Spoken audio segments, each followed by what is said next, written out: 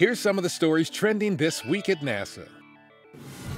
During a September 16th news conference at Kennedy Space Center, a major announcement by NASA Administrator Charlie Bolden about the Commercial Crew Program contract to secure transport for astronauts to and from the International Space Station, effectively putting America back into the business of launching humans to space, ending our sole reliance on Russia by 2017.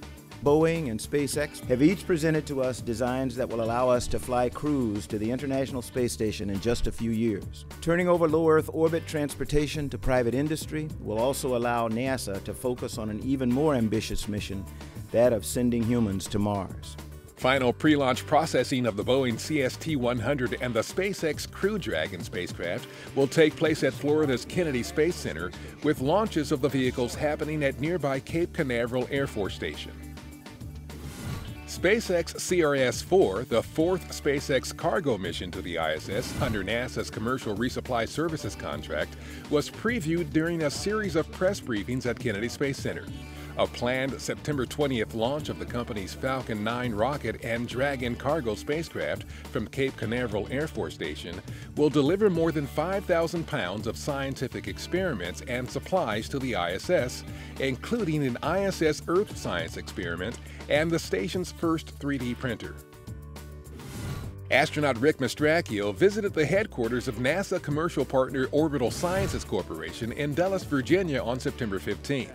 In addition to SpaceX, Orbital also conducts cargo missions to the ISS, including the company's first in January, while Mastracchio was a crew member aboard the orbiting laboratory. While at Orbital, Mastracchio shared some imagery from his time on orbit with employees and thanked them for their work during his mission. The next two crews scheduled for flights to the International Space Station are preparing for those missions.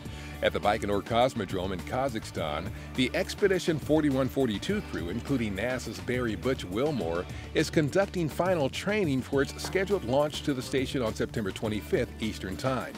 Meanwhile, the follow-on crew headed to the ISS, which features NASA astronaut Terry Virts, previewed its mission during a news conference at Johnson Space Center.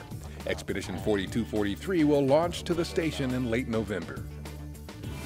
The September 21st arrival at Mars of NASA's Mars Atmosphere and Volatile Evolution, or MAVEN spacecraft, is a major mission milestone known as orbital insertion.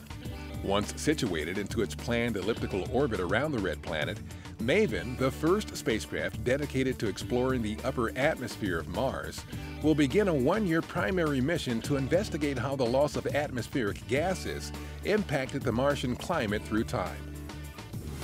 The lander for the European Space Agency's Rosetta mission to Comet 67P Churyumov-Gerasimenko now has a primary landing site.